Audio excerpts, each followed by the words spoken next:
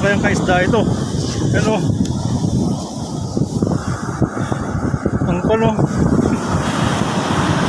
Ang klaseng isda to. Sumabit lang sa may. Ayun, natanggal na. Buntot yung pain. No? Ganda oh.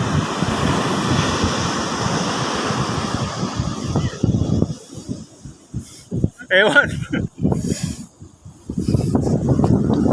Ganda lang ang pating.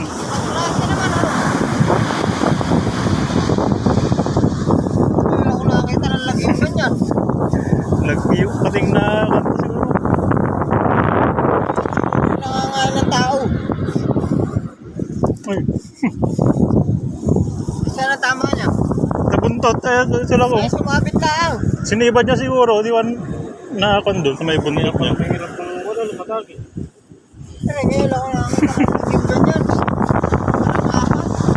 Akala ko nga kan June. Di naman pala. Pating naman na ano kayang kasing pating to.